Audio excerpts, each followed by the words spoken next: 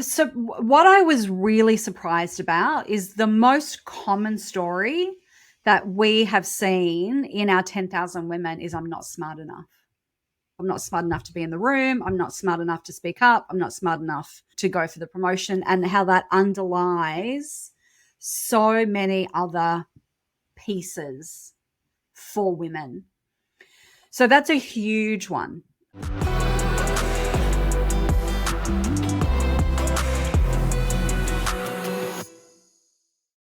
Hello and welcome to Resonate, your backstage pass to how successful entrepreneurs, coaches, and consultants harness the power of storytelling, create authentic personal brands, and scale their businesses with smart systems. Now, on this episode today, I am truly excited to be introducing you to Megan Dalla-Camina. She actually came into my sphere because my sister over in Australia said, my company has taken Megan and her work, Women Rising, into my corporate world. I think she'd be perfect for you and your audience. So needless to say, I'm very, very happy to have her here. But a little bit of the high level overview. So Megan is an Australian globally recognized women's leadership expert. She's a best-selling author and founder of what I've just mentioned, Women Rising, a program which is dedicated to empowering women to overcome some of their hidden fears and the things that hold them back. And it has now served over 10,000 women in 65 countries. Prior to that, Megan was a corporate executive at firms such as IBM, General Electric, PwC, and has now spent the last 10 years as an entrepreneur, helping women to build confidence, clarity, and authentic leadership. Megan, welcome to Resonate. Thank you. I'm so excited to be here with you. Thank you. So like I just mentioned, I came into your work because my sister was one of the key people pinpointed clearly as like a manager higher up in her organization. And yet, like many women and men too, I'm sure, hold themselves back, are afraid of visibility, are afraid of shining or taking up too much space. At least that's what I know in her story. But where I want to start is actually with what you say in your book about the fears that are holding us back and how the tools to rise through them. So what are some of these fears that prevent us to stepping into our full potential? So we'll just start with a small question then. That's great. Yeah. Look, there's really one big thing that stops women on our side. So what I write about in Women Rising are the forces that hold us back, the external things, and we can talk about that. And then the internal, the stories that keep us stuck. And really the number one thing that women say holds them back is their inner critic. And that is this voice that we all have that sits inside of our heads, that sits on our shoulder and constantly tells us, you're not good enough, you're not smart enough, you're not pretty enough, you're not thin enough, you're an imposter, you don't belong here, and it's never going to succeed anyway, so why would you bother? That's our inner critic, and we all have it. And what I write about in the book are the 13 archetypes of the inner critic. So not only that we have it and what is it, but what is your particular flavor? Are you the perfectionist, the people pleaser, the overachiever? That's mine. The good girl, the empath, the ideal mother. What are you? And then what do we do with that so that we can break out of those inner critic stories that hold us back and get to take the action that we want to take, whether it's in our careers, our businesses, our lives, our leadership journeys. Love this. Love, love, love, love. And something that I have been reflecting on so much. So similarly to you, I also teach leadership, a slightly different focus to you because I'm much more in communication, storytelling, public speaking. But these things come up all the time. And when people say to me, what are some of the best strategies I can do to use to grow my business? Or what is that hack, that tip, that tactic, that trick? I say, do you know what? It's actually people's mindset. If I look at the people that I've worked with who have gone on to achieve a certain level of success, and that's, as in my view, how they define it more subjectively, like whether that be personal, more freedom or more money, whatever it is, I honestly believe that the mindset is one of the huge, most significant blockers. So I thank you first for bringing this work to the world because it is so, so important. Yes. And so often, like if we look at entrepreneurs, right, we're so keen to get the next strategy and get the right ad and do the right social media strategy and have the prettiest website. But we often overlook two key things. One's the inner critic, and the other is clarity. Clarity on what we want, what our purpose is, where do we find meaning. And those two things are so inextricably linked. And I think so often, whether you're in a corporate career or you're in your own company, in your own business, or you're a coach, we often don't focus on either of those things. And we don't make that linkage as well about how the lack of clarity impacts our inner critic and vice versa. No one has ever said that to me before. And I would love for you to unpack that more, because one other thing that I do actually is helping people to get clarity in who their target market is. What is their main message? How can they then be in a place where they can share that authentically and well? But the merging of the two and the fact that you're saying clarity can impact your inner critic and vice versa. How does that work in practice? Okay, so let's take the example of a business owner and the work that you do helping them find clarity. So many business owners they're not really clear on what do I want my brand to be and what is the vision and what are the offerings and what is the pricing and who am I serving even. And a lot of times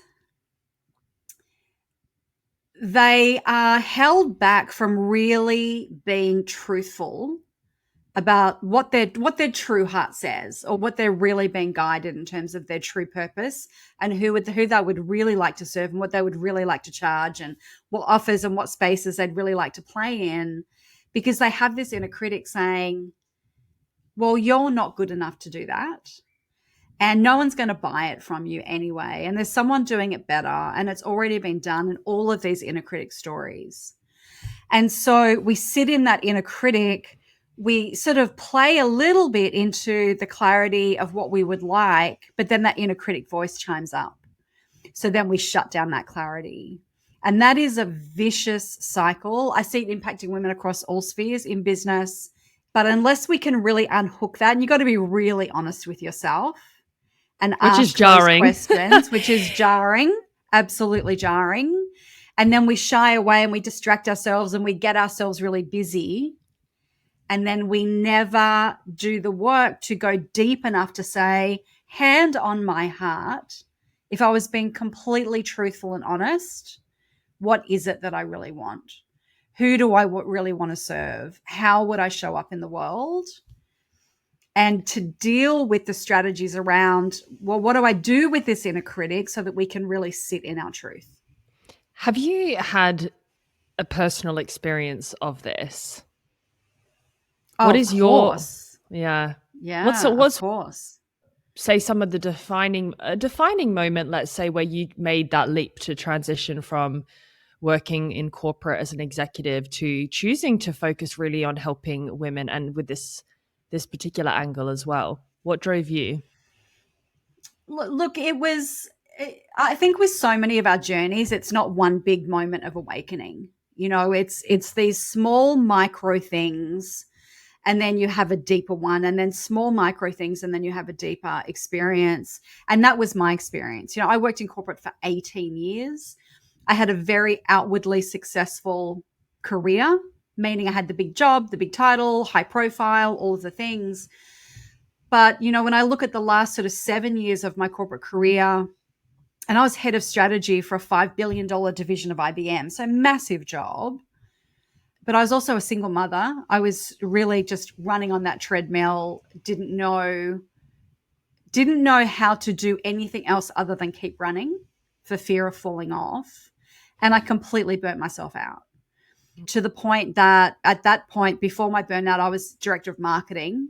You know, again, massive job, 250 people, $50 million budget, and also studying my first master's degree, that overachiever archetype that, you know, that we talked about. And when I came back from my burnout, and it was a long path back, and worked part-time as head of strategy, and I was doing a lot of work around women as well as my day job, because that was my passion. It was just all of those little breadcrumbs that were moments saying there's something else for you here. But it took me years to go on that journey of saying, oh, you're not going to be a corporate executive for your whole life, which I thought I was. I thought, oh, I'm corporate diehard. I'm always going to be in corporate. And to open up those possibilities and to start getting that clarity of, well, if it's not this, what is it? And if I was going to be brave enough to do something else, what is it that I would do? Yes, I think the bravery part is so key. You know, the question that came up for you there was, did it take you that long to know or that long to listen? I think it took me that long to clarify. So to really get clear on what would I do, how would I earn money, how would I support my son, single mother, sole financial responsibility for my son. At that time, he's now 24, bless. And to believe, I think that was a path for me. Mm-hmm. And also there's this piece when we make a change of an identity shift. And that identity shift from I'm a corporate executive and that's who I am. And I used to so define myself by what I did in my job title to, well, I could be this identity. What does that mean? Yeah. And then really listening, as you say, and trusting. And planning. Let's not forget the planning that can take a long time. Yeah. But I think that the planning aspect is also probably what has made you very successful in this. I mean, I know a lot of people who will quit on a whim without effectively strategizing and planning well to make sure it's the right thing to do, and then subsequently find themselves in another tricky situation, but just in a different form. Yeah. So I think there is a call there for some prudence and forethought to make sure that it is the right step and that you don't end up opening a whole nother can of fears of scarcity or for financial insecurity or another kind of stress. But one thing you mentioned there is about your belief, finding belief in yourself to be able to do this. I'm wondering, is that one of these 13 archetypes? I'd like you to break down what they are, but I wonder if self-belief is a part of one of these. So self-belief is what we build when we start to deal with our inner critic archetypes. So the inner critic archetypes are like these personas that we all have, and we will have multiple. So I used to be a people pleaser. I'm not anymore. But I had to learn how to not be. So for anyone who's a people pleaser, don't worry, there is hope. You can become, a reformed people pleaser. But like a lot of women will relate to being an overachiever and being the ideal mother. And, many will relate to being the perfectionist and the overachiever, or an empath and a good girl, in these 13. So what we really want to do is, number one, understand that we have an inner critic. Number two, realize that most of what our inner voice says to us is not true and it's not helpful, but we have our lives completely dictated to by the voice that is in our head. And then to understand, well, what is my persona? How does my inner critic show up for me? And then learn the tools. And there's some really simple tools we can talk about to start to really tame that inner critic. We don't silence it. I don't think it ever fully goes away in my experience and in all of the research, but we can absolutely tame it, and we can know what do we do when it starts to really pipe up, so that we can follow through and take the actions that we want to take. Mm-hmm. I want to come to these tools a bit later, but first, something I'm reflecting on is we both speak about authenticity, and we clearly like authenticity being part of our brand and what we stand for and what we assist people to reach. However, you've mentioned here authenticity, identity, and we've spoken about this inner critic and these fears. And a lot of people will say, well, this is me being my authentic self. I am the people pleaser. I am the perfectionist. I am the good girl, etc. Now you're saying I maybe should let go of that. Does that mean I'm being inauthentic? It's something I hear come up quite a lot. Yeah, that's really interesting. I don't think any of us were born being people pleasers or being perfectionists. It's what we are trained to do. It's how we are trained as women, particularly as girls and women, to behave. And that's why the whole first section of the Women Rising book is so important, because it talks about the paradoxes of power that hold women back. And what we do as women is, and we've had 10,000 women, as you said at the top, through our program in the last 4 years, which is a remarkable number of women, all ages, all stages, all different cultures, all over the world. And there is a consistent thread that weaves all of them together, which is this belief that it's just me, that I'm the problem and I'm the only one. And what we start to understand when we start to look at the forces that hold us back, that stem from patriarchy and these paradoxes of power that I write about, like the empowerment paradox. We think that women should be empowered, but in systems that disempower us. Or the leadership paradox, where women get told, we want you to lead, but don't lead like that. Lead like this, in the box of the way it's always been done. We have to understand these frameworks, because that is what drives us to be people pleasers, because we're trying to fit into a box and act like we've been taught to act. So I believe that our most authentic self sits under the inner critic. And when we start to peel away those layers, we get to the truth of who we are. And the people pleaser, the perfectionist, the good girl, the overachiever, it's all armor that we put on top of who we are, that hides our authentic self, sits in front of, sits all around. Yeah. And that's what we need to disentangle ourselves from, lay down that armor so we can not become who we really are, so that we can remember who we really are. That's really powerful. And then live from that place. Yeah.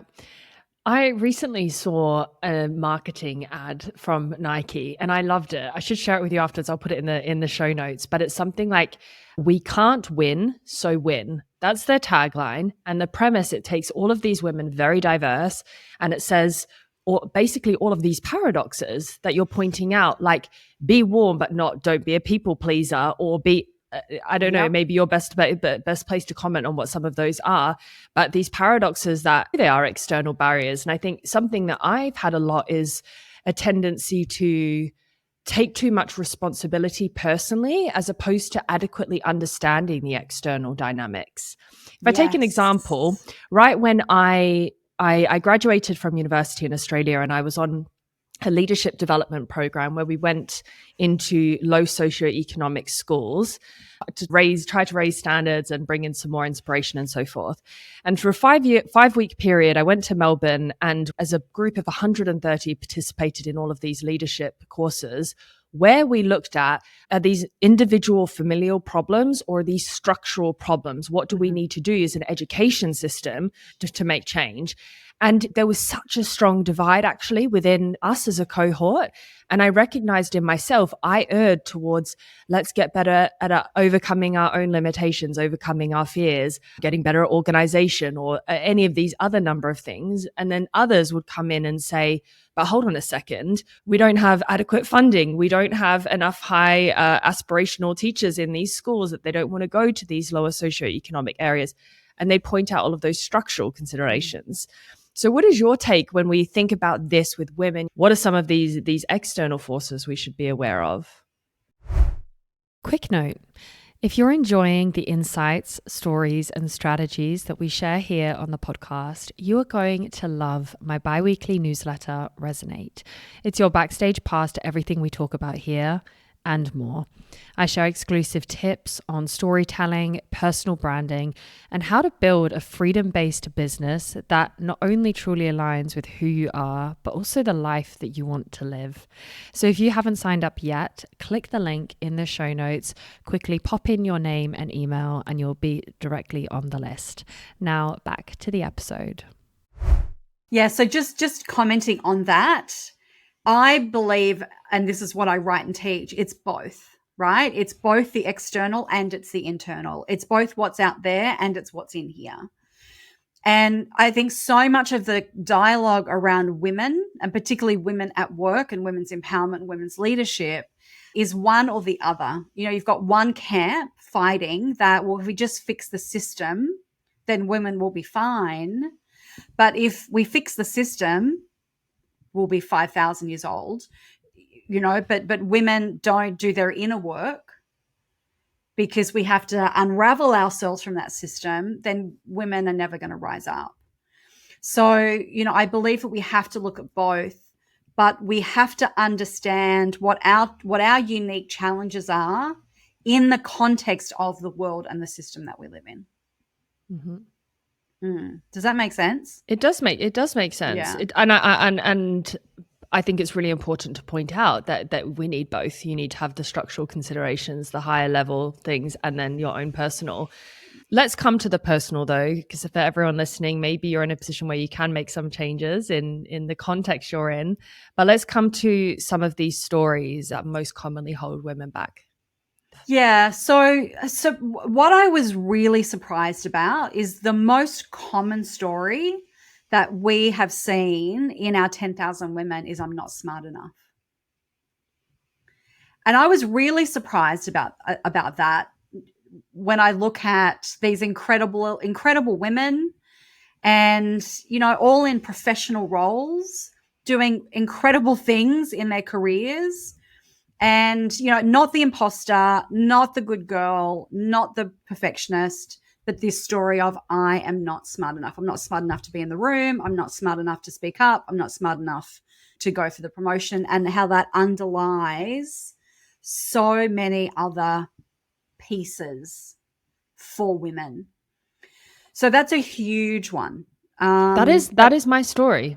That has always been my story. Really? That has always been it. And I don't know. I want to come to like some of the coping mechanisms that we have, or how we behave actually when you carry this story. Because for me, for so long, I didn't know that. I honestly didn't. And I was constantly trying to be the highest achiever at school, get into the best university. And it was only when I had a toxic relationship with somebody manipulative who pressed into that a lot, actually.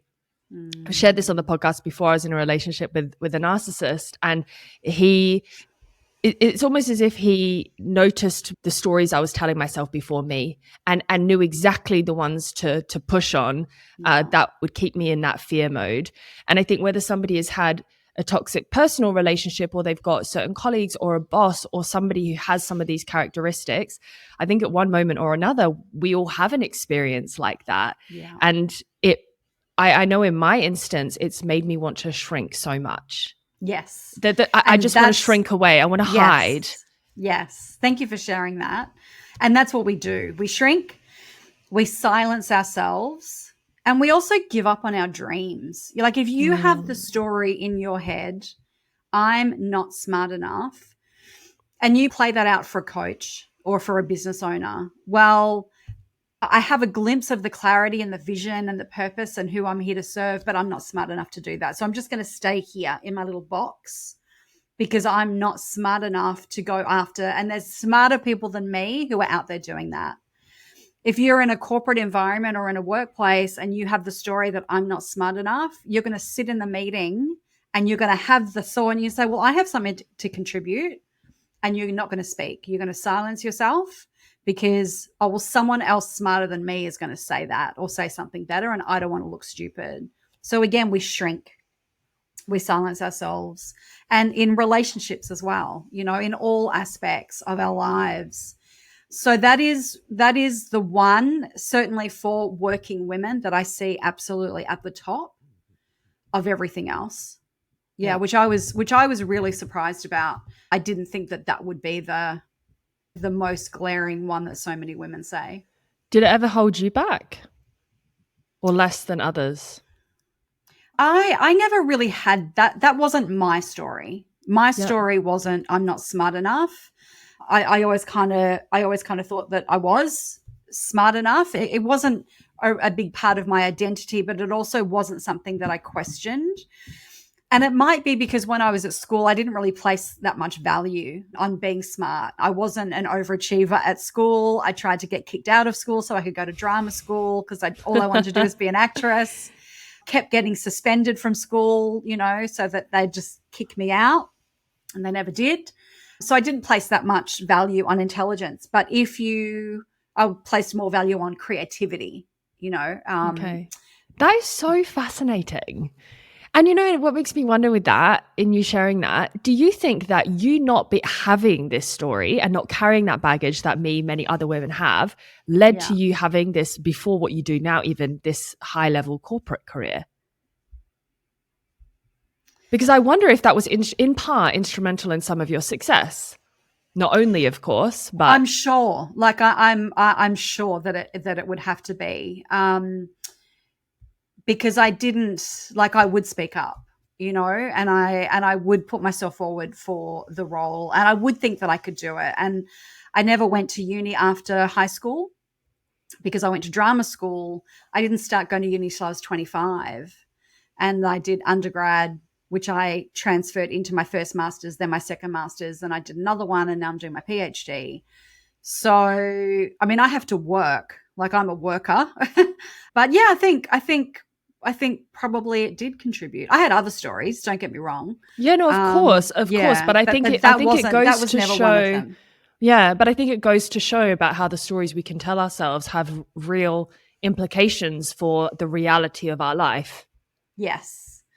Yeah. And look, you can not have a prevalent story and it can still come up. I remember I'm 2 semesters into my PhD, and the very first class that I had, I was sitting, it's a small program. There were probably 12 other people in the class. And I remember sitting there thinking, just listening to them speak and thinking, oh my God, like I'm not saying anything because, like we're all scholars and all of this. So intimidating. And, multiple, I was so intimidated.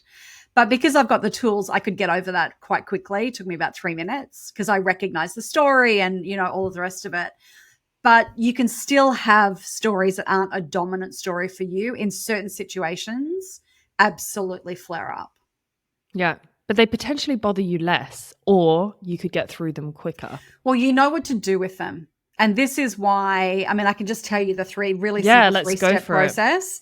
Let's do it. And everyone can do this in your personal life, in your career, in your business, whatever it is. 3 steps to taming your inner critic. So the first step is to start to catch the story.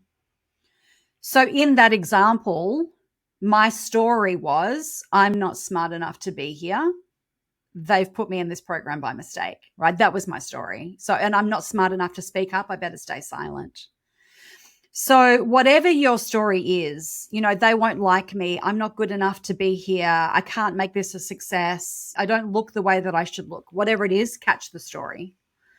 Catch the story. And in a lot of cases, when you first start doing this work, you're going to do it in retrospect. So you're going to have a situation where you didn't feel great or you didn't take the action that you wanted to take. And you're going to go back and look at that and analyze, what story was I telling myself in that situation? Or what was the cluster of stories that I was telling myself?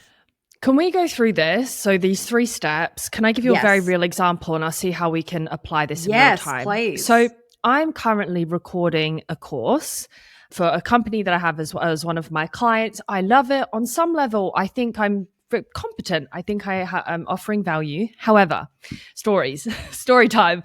I noticed as I was recording and I started fluffing up my words a little bit, I kept on saying, 1, this isn't good enough. 2, I definitely need more research. Wait, I need to go and look at the data, or I need to get a better research paper to back this up. And this should be easier for me. Like, I'm a professional. I should be able to just do this in one shot. Are they my inner critic, I guess you'd say? Well, let's work through them, right? Okay. So let's take the last one. Yeah. This should be easier for me. Mm-hmm. Yeah, I'm a professional. I should have this down pat by now. Yeah. Absolutely, that's an inner critic story. But with all of our stories that we tell ourselves, there can be truth in it, right? So if we take that example, number one, catch the story. So you're clear, bang, write that down. Yep. The second step is to interrupt the cognitive dissonance, because what happens when we get an inner critic story going is that we start to ruminate and we sit in that story and we turn that story around consciously or subconsciously. So what we want to do is we want to interrupt that pattern. What is cognitive dissonance? You said cognitive dissonance and we ruminate. Like if you have a feeling and identity of who you are, and then you have a thought that goes against that, that's cognitive dissonance. Right. Okay. Yeah. It's pushing against who you think you are and what you believe, or your values, what you really think. Okay. So catching the story, that second line, we just ask ourselves the question, is that true? And this is where the real work comes in. So when you had that story of, I should be able to do this, I'm a professional, like, why is this so hard? Why am I fluffing this up? Mm-hmm. And then you ask the question, well, is that true? Like, is it true that I should be able to be a one-take wonder? You know, is it true that I should be able to get through this whole thing without ever fluffing up a line? Like, are those things true? But see, this is the thing. I get that in principle. And then I also see that there's a part of me that says, well, yes, I genuinely believe I should be able to do it like that. Yeah. Well, then I would say... And I don't know if that's just the critic too, but... Or the perfectionist. The perfectionist. Right? Okay. Hands up. Yes. Okay. So if you're a perfectionist, that is absolutely going to be your story. Your story is going to be, I should be able to do this once, do it perfectly. Yeah. And move on to the next thing. And then if you're fluffing your lines, as we all do, because the question I would ask you is, how reasonable is it for you to expect that you are going to do it perfectly every time? How reasonable is that? Is that a reasonable expectation? Would you have that expectation on one of your clients? No. Right. Okay, that's fair. Okay. So that's the is that true line. Right. We're trying to get to the truth so that then we can reframe into the action that we want to take. And that may be nothing more in this situation than having self-compassion that says, I'm starting to fluff my lines. I need to take a break. Right? Or self-compassion that, well, maybe that was good enough and it doesn't need to be perfect. Yeah. So that you can continue on the journey. Mm-hmm. How does that feel for you? So like a pressure off of my shoulders, and actually like a pressure off of my shoulders and like what I really want.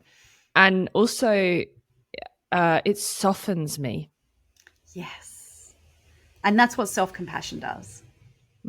Yeah. It lets us soften into ourselves the way that if you were with your best friend and she was articulating a similar issue, you would create that soft space for her. Yes. So that she could let her shoulders down. So she could exhale and lower her expectations of herself, because she's just human and humans fluff their lines. Yeah. Is it so normal that this touches emotion? Like I genuinely feel like it like woke up emotion that I'm like, oh, I want to put that away, but it does. Why? Yes, it does. Because we're human beings, but we try, particularly as women, we're just striving and driving and caring all of the time. And there is such a lack of space for softness. And there's such a lack of space and respect and reverence for the feminine, which is that place of softness. So we're in that masculine driving, striving all of the time, make it perfect, get it done. That when someone says to you, it's okay, like, do it again, walk away, come back tomorrow, you're doing great. We just get that in our heart space, that feeling of, oh, thank you. Yes. You know? I feel that. And such an excellent point going back to what we said before about the external forces that hold us back, because it's, if I was to apply that lens of self-compassion to myself, it's, well, I've grown up in this space where Yes. I've been told to do that and I've been rewarded for doing that. Yes. And to be told I need to take another path is it's probably underneath what I know I really want, but it's challenging to walk it. It is. Because in so many ways, we are like, it's a rebellious act as a woman to walk a feminine path versus walking the patriarchal masculine path that we have been cultivated and groomed to behave in. That's an act of rebellion. But we can't do that act of rebellion until we understand the landscape, which is why I wrote the book, because it's like you have to see. It's like with a fish in the water, we don't know what water is. But as soon as you see it, as soon as you see the patriarchal lens over everything, you go, oh, well, no wonder I feel like shit most of the time.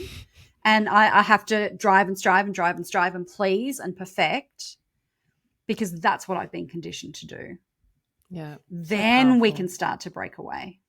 Mm-hmm. Is that what comes in step 3? What comes next?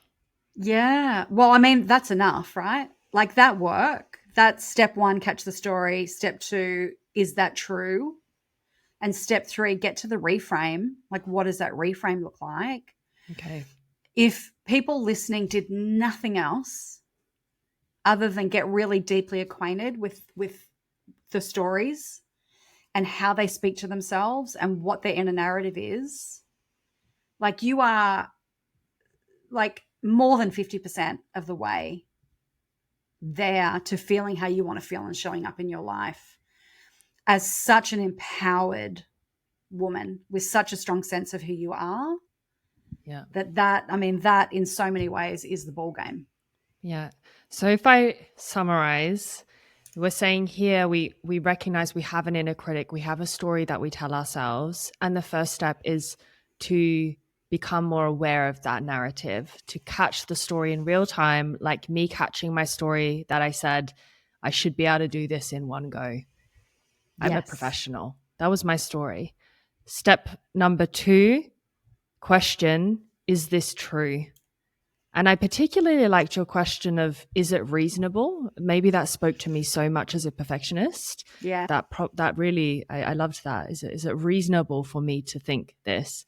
And step number 3 is a reframe. So this is where I changed the sentence of that, or was this more what you said about self-compassion, that I would need to say, do I need a break right now or something? Is that the reframe? Yeah, What like is it the could reframe? be like it's a reframe into action. Like, what is the action that you want to take here? So the action could be, I want to soften. I want this experience to be more joyful. So I'm going to give myself permission to not be perfect. That could be the action that you want to take. With the other example the other story that you had was, oh, I can't make this statement without research, without something backing it up. So let's just quickly work through that one. So that's the story that you've caught for yourself. When you ask yourself, is that true? That may be true. Yeah. There may be statements and things that you're teaching that you need an evidence base for, right? And so the reframe in the action might be, yeah, I do. I need to get another paper. I'm going to go find that, and I'm going to go back and redo it. Do you understand? So yeah, and is that without true? And that's being reasonable. It's not waking up all this emotion. You don't drift into the story. I'm not good enough. Who am I to do this? You take an action that says, that's more empowering actually. When you say, okay, just pause, go give myself 30 minutes, find that and come back. Yeah, if that's what's true there. Yes. Because what also could be true there is, no, this is just a story I'm telling myself because I think I'm not smart enough and I feel like an imposter. Right? So then you would have a different action that you want to take. So we're not trying to make things up. We're trying to get to what is the essence and the core of what is actually going on for me in this story that I'm telling. Yeah. Super, super powerful. Yeah. Well, needless to say, you have a lot to share on this subject, and I do recommend everyone to go and read this book. We all have a story, whether we're aware of it or not, and I think Megan is doing really great work in this space. I want to turn now in the last 20 minutes to more business, actually, in how you have built what you have built, making that leap from corporate to starting your own company to then getting big contracts. I guess, you know, it's not without effort, work, strategy, all the things to get to those 10,000 women in 65 countries. So can you first just give us a little overview, a zoomed out view of your business? Okay, so zoomed out view. So the way that I look at my business is in two parts. One is Megan Dalla-Camina. So, you know, my brand as an author, a founder, as a writer. I don't do one-on-one coaching anymore, but I'm a coach and, you know, I'm a speaker, although I don't do as much speaking anymore, etc. So Megan Dalla-Camina, that's when my books get published and, you know, all of the rest of it. And then Women Rising, which is my women's empowerment and leadership company. So that's the high level view. Under Megan Dalla-Camina, you know, I write, I publish, etc. Women Rising, the core of that business is we have the Women Rising program, which is our 4-month live coaching and leadership program for women, which is fully virtual, fully evidence-based. I'm a researcher, as we were talking about, and that we run twice a year as a live 4-month coaching program that has organizations putting their women through, and also women sign themselves up. So I have a B2C and a B2B model in that. And then we also have a male allies program where we pick up men inside organizations and help them be better allies for women. Awesome. So that's the core of Women Rising, and that's Women Rising is the core of the revenue in my business. Okay. It's interesting to separate them. And I want to come into both because, as people have heard in the introduction here, part of Resonate is how to create an authentic personal brand. Yes. And so that is one angle. And then I also want to look at some of the strategies of how you've created a brand that doesn't have your personal name, I mean, you said you've won awards for this program. I guess it's developing. Was there a period where it was challenging to give birth to this and to get it going? And is it now operating with more ease? Yes. Yeah. So when did you start this? So we are going into year 5 next year. So what are we in? I'm always 12 months ahead. So I'm always thinking, what month is it? Which program are we in? So we are in round 8 of this program, and we run twice a year. So year 5 of the journey. And it was like year 7 in business when I really hit the slipstream. Before that, I was coaching individual women. I was doing a lot of public speaking, corporate speaking, workshops. I'd published a couple of books and was successful, but I hadn't hit 7 figures, you know, if you really want to get into nitty gritty. Yeah. And was really, sharing. was just really trying to find what so many of us as business owners do. We're just trying to find our space, particularly coaches. Like, where is my space? Where's my niche? Where are my people? How do I make money? How do I sustain a biz? Like all of that. I was in that for a long time in my business. And then I created Women Rising as a pilot program, you know, the model and, you know, all of the research and everything. And I taught it, and I just knew, hopefully some of your listeners will really relate to this. I just knew this is it. Like, this is the thing. This is the model. This is 15 years of my work all coming together in this one framework that I've built. And I did the pilot. I did it as a live pilot, and the feedback was just incredible. I had women from 3 organizations, and then I was like, right, let's record this as a self-paced but live coaching model. So it's this sort of 3-part program with evidence-based curriculum that's in our proprietary learning platform, really supportive and interactive community, and then live expert coaching. So they do self-paced lessons, interact in the community, and have live coaching. I think that's super powerful because I think this move, we've had a period of time. I guess the boom was really during COVID, where we were at home, and then we opened up the digital landscape, and everyone suddenly knew what Zoom was and things. But just having something passive pre-recorded, I don't think it's working anymore. And when I look at my clients, there's a fatigue around online courses, and I think we're desiring something a bit more connected and something a bit more community-based. So I think it's interesting that you chose to have those different elements, from the passive course to the live coaching, to a community where the women can share, I suppose, themselves. Yeah, look, it's so interesting, right? Because we did the pilot pre-COVID. So I had already been doing global programs before Women Rising. So I had about 5 years of doing, virtual training, virtual programs, etc. So I had, I knew what I was doing. I just didn't have the Women Rising model. But my goal when I started was to create an evergreen program that I didn't have to touch. That was my goal.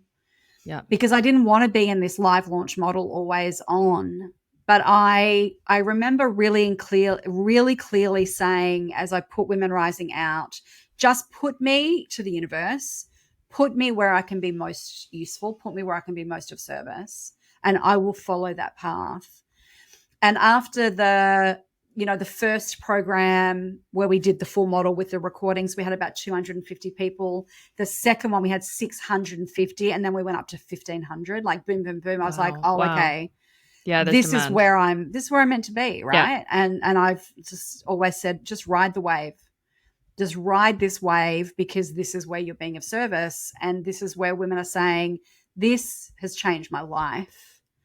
Yeah. Yeah. And it absolutely makes sense. I mean, if we zooming back and looking at you, coming back to what you said about the personal brand, I think in order to be credible, as well as being a figure that people connect to, you need to have harmony between your knowledge and skills, as well as who you are in your own story. And I think what 100%. Shows is that there's so much of what you have in your past experience that is brought to the table that makes sure that you are the right person for this.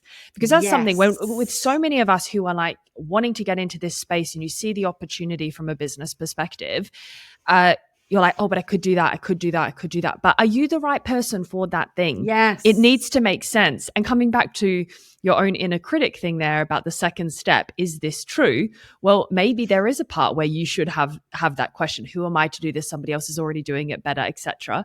Maybe there is a truth to that. Truth. Maybe there is. 100%. Like, that is not your path yet. And there is a path for you, and there is a place where you are uniquely skilled that matches your purpose, or so let's say your inner calling, what lights you up and brings you joy, along with some skills. And then of course you can work on that, because I'm sure you'll admit your business skills, your knowledge in this space has expanded as you've taken action and grown this program. Yes, I love what you just said. And I think for entrepreneurs and coaches, asking yourself the question, who am I uniquely placed to serve? Where do all of my skills and experience come together, and my passions and who I love and who I want to show up for? How does all that connect and place me in a position where I am uniquely placed to serve this market? And that, I think, is one of the reasons why Women Rising is just blown up. Because even though I tried for a long time in my business to get away from corporate and career women, and I want to do entrepreneurs, and I want to go do the sexy stuff, what I thought was the sexy stuff, and do my spiritual stuff over here and all the rest of it, Women Rising's just brought it all together and put me right where I'm uniquely placed with my background, my skills, to serve these women. Yeah, it's really a no-brainer.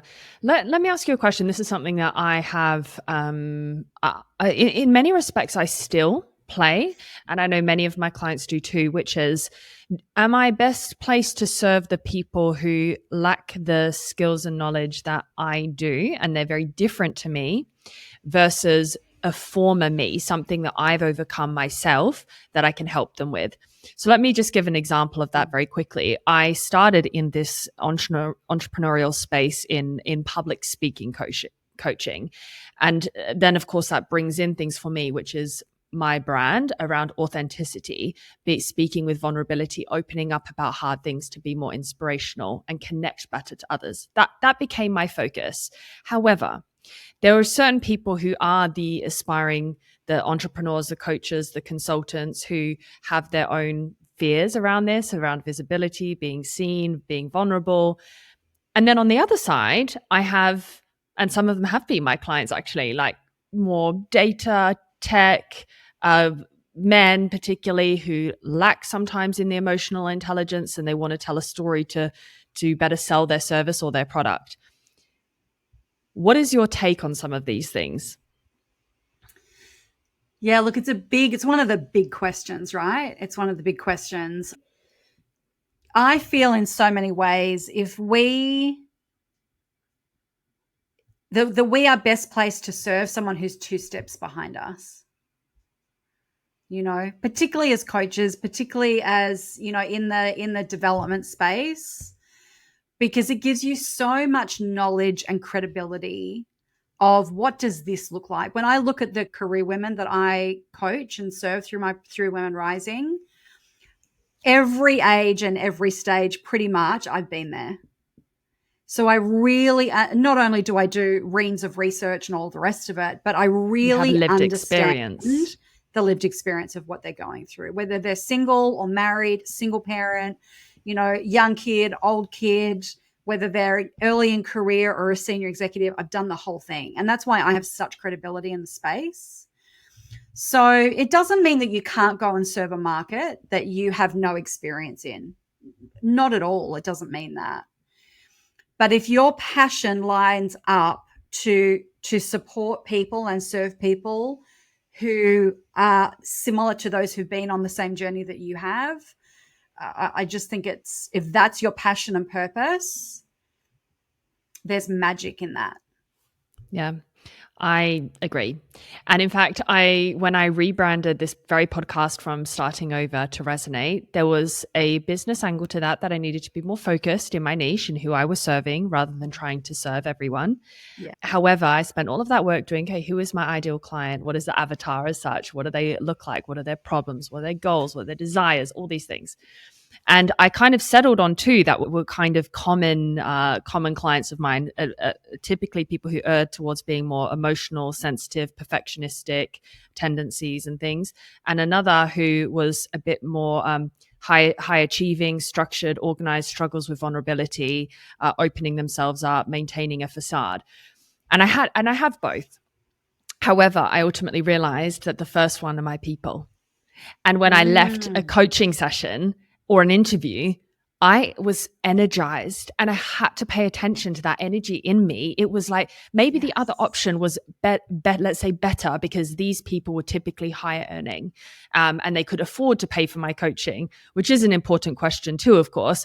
But otherwise, like there was something there in the energy and the joy and the something like how you said, this is it or this is right. And it takes courage to lean into it and to close the other doors because you feel like I'm limiting my opportunities, but actually like creating that focus is what drives growth. So let's talk about that for a second, because that's really important, right?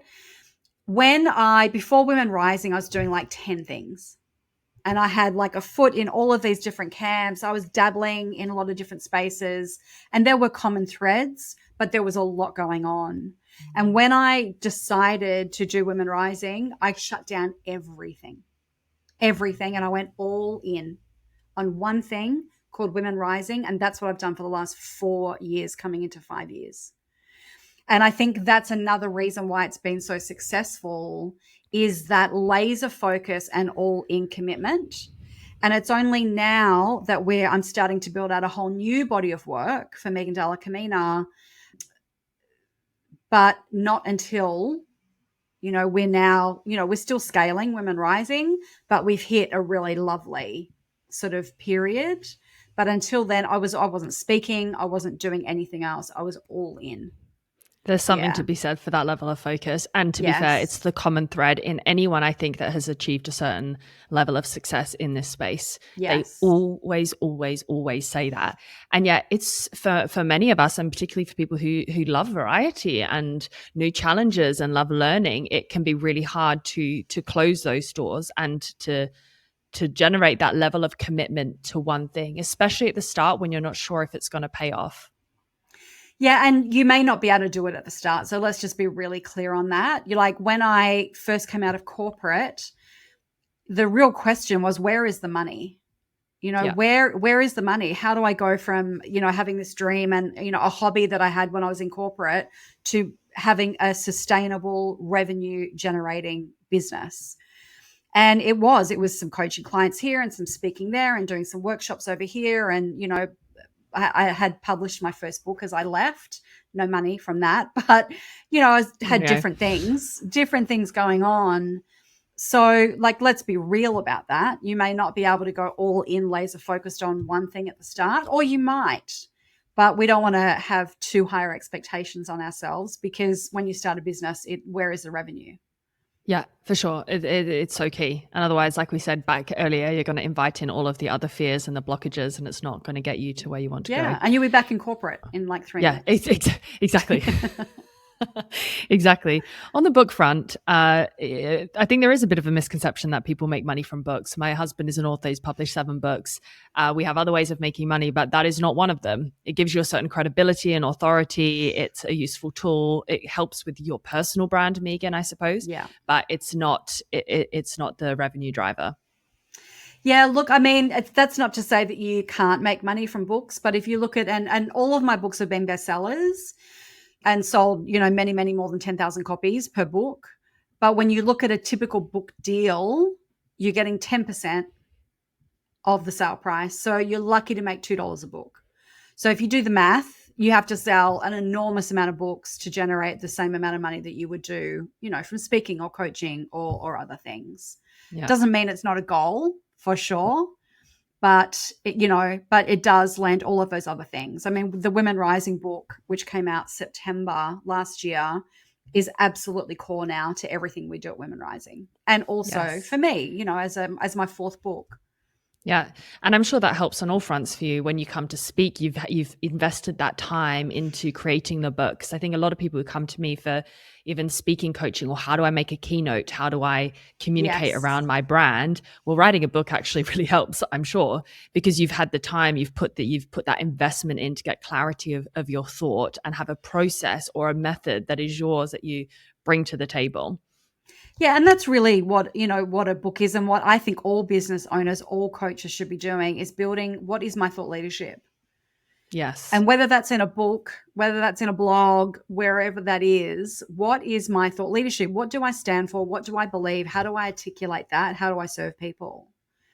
And that is what is in the Women Rising model for the program, and then different extension of that, what is in the book. Yeah. So, and then, turn that into keynotes and turn that into anything that you want. We're about to start a podcast and, all sorts of other things. But like, what's your thought leadership? What do you stand for? Powerful. Looking back, let's say a little bit earlier, what is something you didn't prioritize that you wish you did now? If you were doing it all over again. In my business? Yeah, in your business. Oh, that's such a good question. Look, I think consistency and grit. So I'm high grit, like I have a lot of perseverance, but I also, I was just trying to fight the natural path that my business should have been on, meaning where was I uniquely positioned to serve? Well, career women in workplaces. I was doing business coaching and, was sought after as a business coach. But that really wasn't, I could do it and I was good at it, but it really wasn't my space. Serving entrepreneurs really wasn't my space in that realm.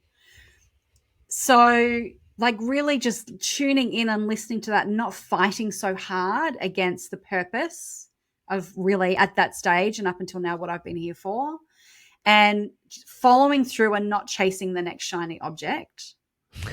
Yes. Because I am a creative and I am a visionary. Exactly. I get ideas and I want to go do this. Just staying the course.